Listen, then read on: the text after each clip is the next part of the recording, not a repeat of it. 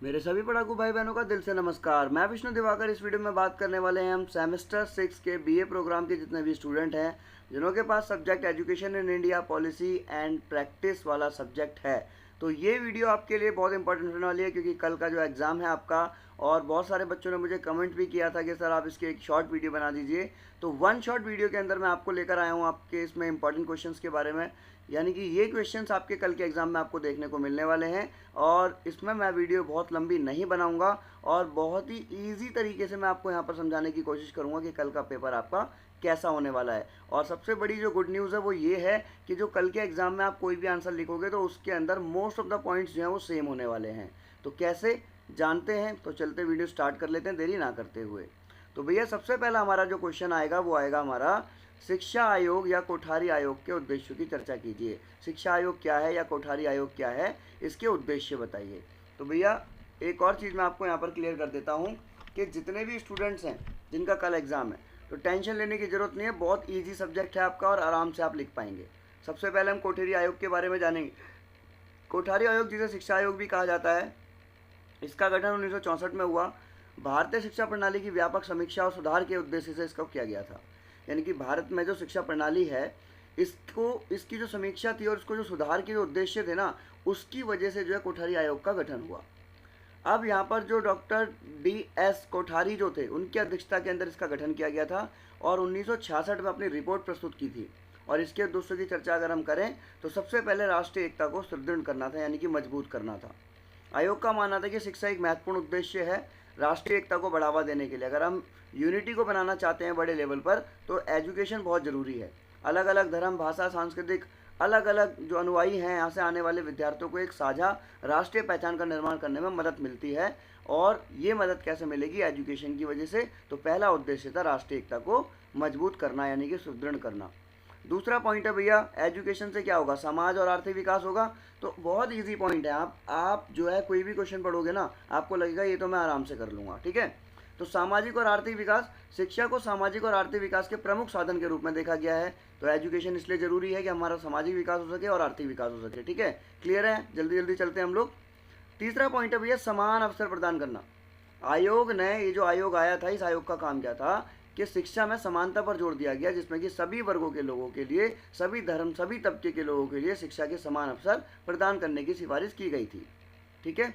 फिर है भैया आपका समग्र विकास, सबका विकास। आपने VST और समष्टि, अगर इकोनॉमिक्स है आपके पास तो आपने पढ़ा होगा लास्ट टाइम। VST मतलब होता सिंगुलर, यानी कि एक व्यक्तिगत तौर पर। समष्टि यानी कि सबको लेकर, समग्र विकास। विद्यार्थी के मानसिक, शारीरिक, नैतिक, भावनात्मक विकास को सुनिश्चित करने के लिए शिक्षा को समग्र विकास का माध्यम माना गया है, सभी को लेकर। अब वहाँ पे हम सिर्फ व्यक्तियों को नहीं, बच्चे के अंदर जो मानसिक है, यानी कि फिजिकली, मेंटली, ठीक है, और इमोशनात्मक जितने भी जो विकास होंगे वो सारे के सारे सुनिश्चित किए गए हैं इसके अंदर। पांचवा पॉइंट आपका आता है शिक्षा की गुणवत्ता में सुधार। भाई एजुकेशन की क्वालिटी के अंदर भी क्या होता है कभी कभार कि भाई एजुकेशन तो मिल रही है, एक एक लाइन है कि प्रैक्टिस मेक्स मैन परफेक्ट, आपने सुनी होगी। पर अगर हम बात करें कि भाई right practice makes man perfect, क्योंकि अगर कोई गलत प्रैक्टिस कर रहा है तो वो तो उसमें परफेक्ट हो जाएगा ना। तो इसीलिए शिक्षा की गुणवत्ता में भी सुधार करने की बात की गई थी। प्राथमिक शिक्षा की मजबूती, जो प्राइमरी सेक्शन जो होता है उसको मजबूत करने की बात की गई थी इसमें। आयोग ने बोला कि जो प्राथमिक शिक्षा है उसको मजबूत बनाया जाए, क्योंकि ये मानते हैं कि प्राथमिक शिक्षा ही किसी व्यक्ति की शिक्षा का आधार है। अगर उसने स्टार्टिंग में ही कुछ गलत सीख लिया तो वो आगे जाकर भी किसी को नहीं समझ पाएगा सही से, है ना। फिर है टेक्नोलॉजी, यानी कि तकनीकी और व्यावसायिक शिक्षा, बिजनेस एजुकेशन। टेक्नोलॉजिकल यानी कि जो टेक्निकली जो एजुकेशन है वो उद्योगों और सेवाओं के लिए आवश्यक कौशलों को विकास करने के लिए भी ये जरूरी है। फिर शिक्षा और समाज के बीच में संबंध, बहुत इजी पॉइंट है। शिक्षा और समाज के बीच में मजबूत संबंध बनाने के लिए इसकी स्थापना की गई थी। शिक्षकों के प्रशिक्षण में, प्रशिक्षण मतलब यानी कि जो ट्रेनिंग होती है, इसमें सुधार। शिक्षकों के प्रशिक्षण और उनकी सेवाओं की शर्तों में सुधार के लिए सिफारिशें की गई। आयोग ने शिक्षकों की गुणवत्ता को सुधारने के लिए पेशेवर विकास और प्रशिक्षण कार्यक्रम पर भी जोर दिया। और इसका लास्ट पॉइंट आता है आपका अनुसंधान और विकास। इसमें बताया गया है कि इस आयोग में इस उद्देश्य शामिल था कि उच्च शिक्षा संस्थान में अनुसंधान गतिविधियों को बढ़ावा दें और विज्ञान प्रौद्योगिकी के क्षेत्र में जो है प्रोत्साहित करने की सिफारिश की गई थी। इसका भैया निष्कर्ष लिख लीजिए कि कोठारी आयोग ने भारतीय शिक्षा प्रणाली में व्यापक सुधारों का प्रस्ताव रखा। ठीक है। तो बड़े बड़े सुधार इसके अंदर देखे गए थे। तो बहुत ईजी क्वेश्चन है, आपको आराम से समझ में आ गया होगा। अब देखिए भैया दूसरा क्वेश्चन आपका यहाँ पर आता है कि राष्ट्रीय माध्यमिक शिक्षा अभियान, इसको जो है RMSA के नाम से भी जानते हैं, RMSA। तो याद रखिएगा, अगर ये क्वेश्चन लिखा हुआ आ जाए आपको तो यही आंसर लिखना है कि राष्ट्रीय माध्यमिक शिक्षा अभियान। अब राष्ट्रीय माध्यमिक शिक्षा अभियान क्या है? देखो भैया, हर जितने भी यहाँ पे आयोग आएंगे, जितने भी अभियान आएंगे, सबका काम क्या होगा भैया? गुणवत्ता, जो उनके मुख्य लक्ष्य हैं वो क्या होगा? सभी क्षेत्रों के अंदर शिक्षा का विस्तार करना, है ना, यही सब चीज़ें सेम पॉइंट होंगे, बस आपको समझ लेना है। तो भारतीय और राष्ट्रीय माध्यमिक शिक्षा अभियान जो है, इसकी शुरुआत 2009 में की गई थी।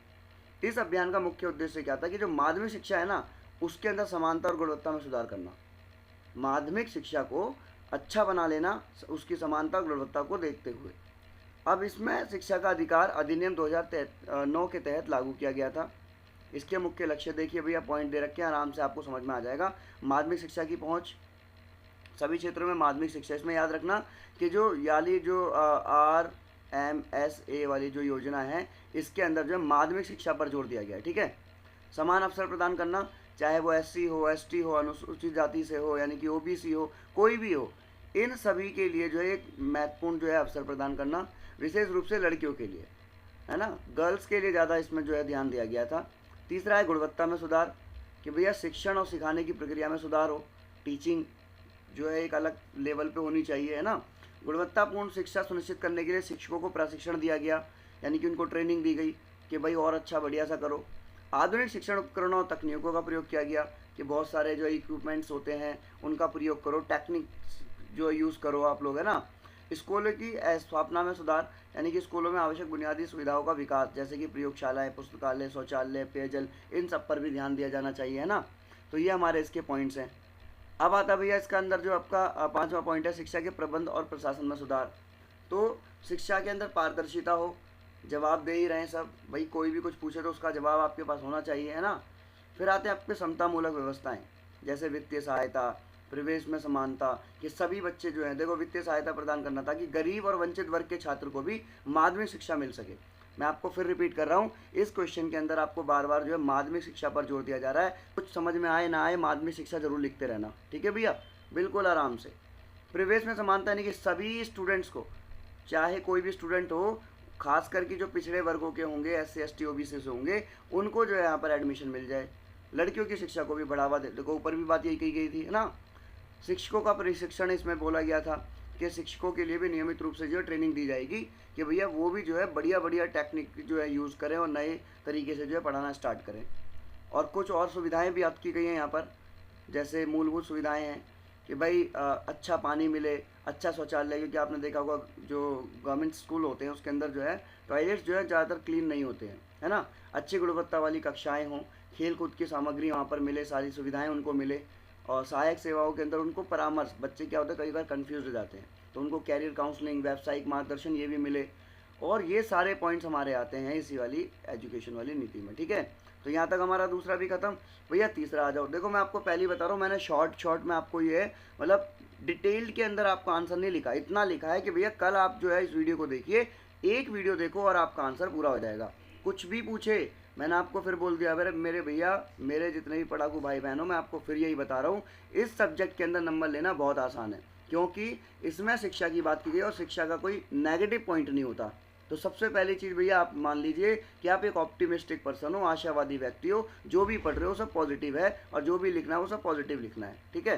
तो भैया राष्ट्रीय शिक्षा नीति 1986, अब राष्ट्रीय शिक्षा नीति 1986 जो है national education policy of education जो है, इसके अंतर्गत प्राथमिक, माध्यमिक और उच्च शिक्षा, इन तीनों के उस क्षेत्र में सबसे पहले में हमने पढ़ा प्रारंभिक वाले में, फिर हमने पढ़ा माध्यमिक वाले में। अब राष्ट्रीय शिक्षा नीति जो है इसमें तीनों है भैया, ठीक है, प्रारंभिक भी है, माध्यमिक भी है, उच्च भी है। तो बस इतना याद रखना कि जब भी आपके सामने आ जाए तो आप अच्छी तरीके से इसको आइडेंटिफाई कर सकें। प्रारंभिक शिक्षा के अंदर प्रत्येक बच्चे को प्राथमिक शिक्षा, सभी बच्चों को विद्यालय में जो है एडमिशन मिले, गुणवत्ता में सुधार, शिक्षण पद्धतियों में सुधार, शिक्षकों को प्रशिक्षण। तो भैया ये बार बार रिपीट हो रहा है आपके हर चीज़ में, ठीक है, सेम वही है। बुनियादी जो है सुविधाएं वहाँ पर उपलब्ध कराई जाए, जिसके अंदर हमारी जो है कक्षाओं की मरम्मत, शौचालय, पीने का पानी, ये सब चीज़ें अच्छे से मिल जाए, ठीक है।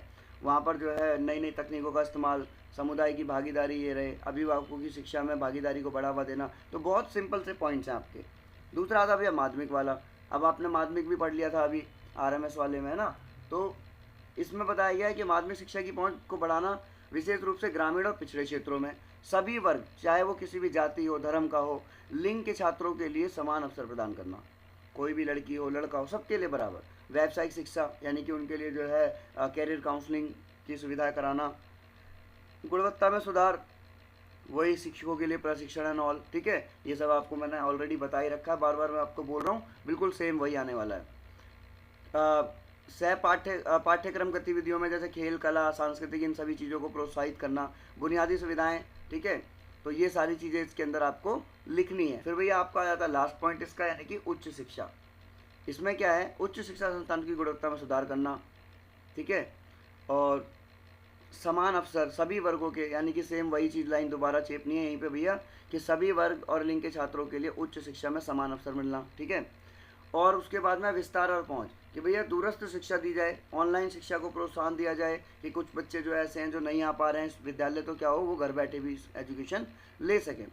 शासन और प्रबंधन, उच्च शिक्षा संस्थान में बेहतर प्रशासन हो, ठीक है। और भैया आगे जाके बताया गया कि आईसीटी यानी कि सूचना और संचार तकनीक का भी उपयोग किया जाए, डिजिटल लाइब्रेरी हो, ई लर्निंग साधनों का प्रयोग हो, संसाधनों का प्रयोग हो। ये हमारा इसके अंदर पॉइंट्स है। और निष्कर्ष आपका क्या रहेगा कि भैया 1986 ने शिक्षा के हर स्तर पर सुधार और विकास के लिए ठोस कार्य योजनाएं प्रस्तुत की हैं। और ये आप पढ़ लीजिए, आपके 3 क्वेश्चन यहाँ पर खत्म हो जाते हैं।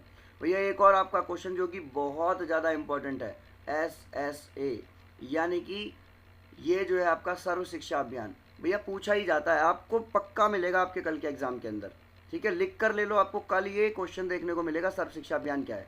तो ये सर्व शिक्षा अभियान को आपको क्या समझना है, बहुत सिंपल तरीके से मैंने आपको बताया ना, ऊपर जो मैंने आपको बताया सेम वही चीज़ें आपको कॉपी पेस्ट करनी है। ये भारत सरकार के द्वारा एक कार्यक्रम था। इसका उद्देश्य था कि यूनिवर्सल एलिमेंट्री एजुकेशन यानी कि सार्वभौमिक प्रारंभिक शिक्षा, इसमें 2001 में इसे लॉन्च किया गया। और यह शिक्षा का अधिकार अधिनियम 2009 के तहत जो है इसका मुख्य साधन है। और इसका उद्देश्य था भैया 6 से लेकर 14 तक, यानी कि 6 to 14 ईयर ऑफ एज के स्टूडेंट जो होंगे, इनको जो है फ्री ऑफ कॉस्ट शिक्षा दी जाएगी। फ्री ऑफ कॉस्ट, कोई पैसा नहीं लिया जाएगा। सार्वभौमिक प्रवेश और प्रतिधारणा, यानी कि सेम वही सभी बच्चों को स्कूल में प्रवेश, बच्चों की उपस्थिति और विद्यालय में नियमित रूप से बने रहने को सुनिश्चित करना। फिर लिंग समानता में, यानी कि लड़कियों की शिक्षा पर ज़्यादा ध्यान। देखो हर जगह लड़कियों की शिक्षा पर ज़्यादा ध्यान, बोलते हैं ना बेटी बचाओ बेटी पढ़ाओ, तो ये चीज़ आपको हर जगह लिखनी है। शिक्षा में लिंग समानता को बढ़ावा देना। समावेशी शिक्षा, विकलांग बच्चों के लिए भी शिक्षा सुनिश्चित करना। अब कुछ बच्चे, समावेशी का मतलब क्या होता है, जिसके अंदर नॉर्मल और एबनॉर्मल जो स्टूडेंट्स होते हैं सबको एक साथ में ही पढ़ाया जाएगा, है ना। तो वो समावेशी शिक्षा होगी, जहाँ पे सबको एक साथ पढ़ाया जा रहा है, उनके लिए अलग स्कूल नहीं है, सबके लिए एक ही है। गुणवत्ता में सुधार, वही शिक्षकों के लिए प्रशिक्षण एंड ऑल। तो ये तो भैया आपको बार बार रिपीट करना ही करना है। अब उसके अंदर जो है सुविधाएं होगी, अगर हम बात करेंगे कक्षाओं की मरम्मत, शौचालय और पेयजल, ये पॉइंट्स आप बिल्कुल कॉपी पेस्ट कर सकते हैं हर क्वेश्चन के अंदर, क्योंकि हर जगह पे भैया पूछा ही गया है, हम क्या करें, है ना। Simple simple. तो ये आपका यहाँ पर कॉन्सेप्ट खत्म हो जाएगा इस वाले क्वेश्चन का, ठीक है। ये यहाँ से आप देख लीजिए, उसके बाद मैं नेक्स्ट क्वेश्चन आपको दिखा देता हूँ। मैं पानी पी लेता हूँ जब तक।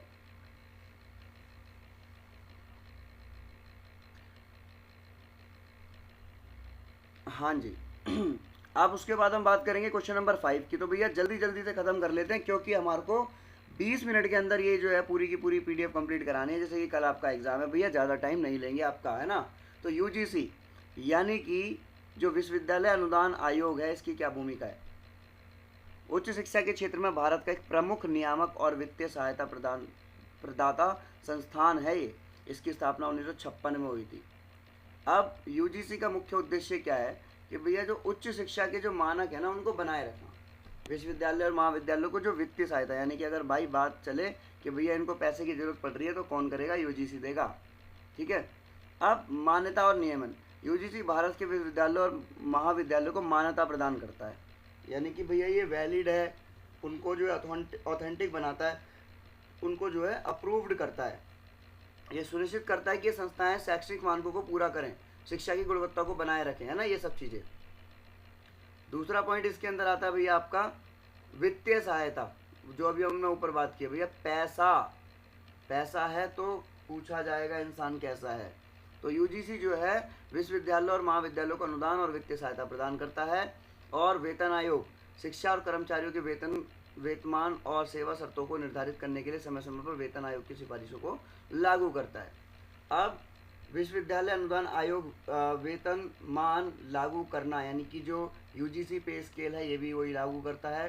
गुणवत्ता का आश्वासन देते हैं कि भैया गुणवत्ता रहेगी, बिल्कुल बढ़िया रहेगी, शिक्षकों का विकास किया जाएगा, उनको ट्रेनिंग दी जाएगी, शिक्षण नीतियाँ चीज़ें बदली जाएगी, है ना। तो ये सारे पॉइंट देखो बिल्कुल सेम है भैया, बार बार वही घुमा कर आ रहा है, तो आप आराम से इसको लिख सकते हैं। नंबर 5 पर थोड़ा देख लेते हैं हल्का सा कि शिक्षा में समानता की बात और समावेशिता। समावेशिता मैंने आपको ना इंक्लूसिव एजुकेशन, जिसमें सभी बच्चों को एक साथ पढ़ाया जाता है ना।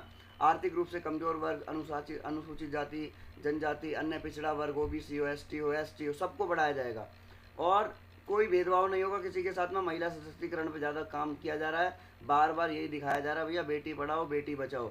और अभी जो है आप उनको ये भी सिखाओगे स्कूटी से ब्रेक कैसे मारते हैं, इस पर बहुत मजाक बनता है, तो इसके लिए भी एक योजना बना दी जाए, है ना। आगे चलते, नीति निर्माण और नियमन। अब उच्च शिक्षा से संबंधित राष्ट्रीय नीतियों का निर्माण और कार्यान्वयन। उच्च शिक्षा के क्षेत्र में सुधार और विकास के लिए नीति निर्देश जारी करना, ये सब किसका, यूजीसी का काम है, ठीक है भैया। अंतर्राष्ट्रीय स्तर पर सहयोग करना, डिजिटल शिक्षा और ई लर्निंग को सहयोग करना, ये सभी काम किसके हैं, ये सारे यूजीसी के द्वारा है। तो भैया विश्वविद्यालय अनुदान आयोग जो है यूजीसी जिसे बोलते हैं, इसने उच्च शिक्षा के क्षेत्र में व्यापक भूमिका निभाई है। आगे चलते हैं भैया, अब आ गए हमारा क्वेश्चन नंबर 6, राष्ट्रीय शिक्षा नीति 1986। देखो राष्ट्रीय शिक्षा नीति भी 2-3 है, ऐसा नहीं है आप सोच लो भाई नेशनल जो पॉलिसी ऑफ एजुकेशन है वो सिर्फ एक ही है, ऊपर वाली अलग थी ये अलग है ना। तो इसमें भी सेम वही चीज़ें बताई गई है भैया। प्रारंभिक वाले में क्या बोला जाएगा, 6 से 14 वर्ष के सही बच्चों को दाखिला मिले और भैया फ्री पढ़ाओ इनको, बिल्कुल फ्री पढ़ाओ, बिल्कुल। अभी उनको जो है एक वजीफा भी दिया जाएगा, फ्री भी पढ़ाया जाएगा, मिड डे मील यानी कि खाना भी दिया जाएगा। और सरकार को ज़्यादा कुछ लगेगा तो बोलेगी जी आप अपने बच्चे को भेजो, हम पाल लेंगे खुद ही, है ना। तो सारी चीज़ें दी जाएगी, बुनियादी सुविधाएं जिसमें भाई कक्षाएं अच्छी होंगी, शौचालय, पेयजलन, खेल, ये सारी चीज़ें। बालिका शिक्षा, भैया बालिका के लिए विशेष योजनाएं कार्यक्रम, है ना। बालिका शिक्षा को प्रोत्साहित करने के लिए माता पिताओं को जो है जागरूक किया जाएगा कि भैया अपनी बेटी को पढ़ाओ आप, है ना। माध्यमिक शिक्षा यानी कि सेकेंडरी एजुकेशन। सामान्य शिक्षा के साथ में व्यावसायिक शिक्षा भी दी जाए, गुणवत्ता में सुधार किया जाए, समान अवसर दिए जाए। तो बार बार वही सब चीज़ें रिपीट हो रही है, कहने का मतलब क्या है, उच्च शिक्षा में भी सेम, और ये सब चीज़ें आपको नॉर्मल अपने एग्ज़ाम में कल लिखनी है, आराम से आपका एग्ज़ाम कंप्लीट हो जाएगा। तो यहाँ पर अब मुझे नहीं लगता कि आपको ज़्यादा कुछ समझाने की ज़रूरत होगी, क्योंकि आपको ये समझ आ ही रहा होगा जो भी मैंने आपको बोला कि हर क्वेश्चन जो है कहीं ना कहीं एक दूसरे से जुड़ा हुआ है। अब ये एक और आता है आपका राष्ट्रीय उच्चतर शिक्षा अभियान यानी कि रूसा, ठीक है। जब मैं छोटा था तो मैं रूस जाया करता था, रूस यानी कि मतलब रूठ जाना, है ना। तो राष्ट्रीय उच्चतर शिक्षा अभियान, अच्छा पहले मैं बता देता हूँ, सब सोच रहे होंगे सर ये क्या मतलब आपने क्या बोला अभी, तो भैया छोड़ दो उसको, कल आपका एग्जाम है उस पर ध्यान दो, ठीक है। वो बीच में तो मैं बोल ही देता हूँ कुछ ना कुछ। तो राष्ट्रीय उच्चतर शिक्षा अभियान के अंदर क्या है, इसमें शिक्षा की गुणवत्ता और पहुंच को सुधारने के उद्देश्य से शुरू की गई थी। 2013 में लॉन्च हुई थी भैया, रिसेंटली अभी ज़्यादा समय नहीं हुआ, 12 साल हुआ है ना, हो गया है, ज़्यादा साल हो गया, हाँ लग रहा था थोड़ा सा टाइम हुआ है। अब इसमें देखो ये कौन कौन सी चीज़ें दी गई हैं। उच्च शिक्षा की गुणवत्ता में सुधार करने के लिए महिला शिक्षा, ये मेरा तो ध्यान यही जाता बार बार, महिला शिक्षा, महिलाओं को पढ़ाओ बस, खाली पुरुषों को बोल दो भैया आप काम धंधे करो, बस महिलाओं को पढ़ाएंगे सरकार, है ना। तो ये सारे पॉइंट आपको यहाँ पर देख लेने हैं, बस आपका ये जो है कल का पेपर बिल्कुल कंप्लीट हो गया, ठीक है। एक मिड डे मील, वाह भाई वाह, ये तो रहेगी आपका, पता है ना मिड डे मील कौन सा है, यानी कि आप जाइए और जब बच्चों को खाना बट रहा हो तो वहाँ बीच में घुस जाइए टिफ़िन लेकर, है ना। तो निःशुल्क आहार प्रदान करा जाता है कि भाई बहुत से गरीब बच्चे भी बेचारे जो खाना वाना नहीं खा पाते, तो सरकार ने उनका भी ध्यान रखा है। ये बहुत बढ़िया योजना, मुझे तो बढ़िया लगी भाई। आप भी मुझे कमेंट सेक्शन में बताइएगा आपको कैसी लगी थी मिड डे मील योजना। इसमें क्या होगा, बच्चों को खाना प्रदान किया जाएगा कि भाई बच्चा वहाँ पर जो है खाना खाएगा बढ़िया, है ना, अच्छी पोषण सामग्री मिलेगी उसको। शिक्षा और स्वास्थ्य संबंध और सामाजिक समावेशन, पोषण संरक्षण, ये इसके पॉइंट्स हैं। तो ये हमारा पूरा कल का पेपर है भैया, है ना। ये मैंने आपको बता ही दिया है, तो इसमें आपको कुछ बोलने की ज़रूरत है नहीं, ये आपका यहाँ पर ख़त्म हो जाता है। कोठारी आयोग में अपनों मैंने ऊपर सबसे ऊपर पढ़ाया था ना कोठारी आयोग, तो सेम वही कोठारी आयोग जो है थोड़ा सा यहाँ पे डिफरेंट हो सकता है, क्योंकि वहाँ पर जो है हम उसमें थोड़ा सा मैंने अलग पढ़ाया था, इसमें थोड़ा सा अलग हो सकता है, पर बात वही है, गुणवत्ता को बढ़ावा देना और ये सब, ठीक है। तो आई होप आपको जो है वीडियो अच्छी लगी होगी, आगे की जानकारी के लिए बने रहिए हमारे साथ। और ये 20 मिनट की वीडियो, वन शॉट वीडियो आपके उन सभी स्टूडेंट्स के लिए जिन्हों को कल एग्ज़ाम देना है, और सभी बच्चे जो अभी तक परेशान हो रहे थे। तो आप परेशान होने की ज़रूरत नहीं है, 20 मिनट आपके लिए काफ़ी है। बस ये 20 मिनट आप वीडियो देख लीजिए। All the best, good luck, best of luck, do your best.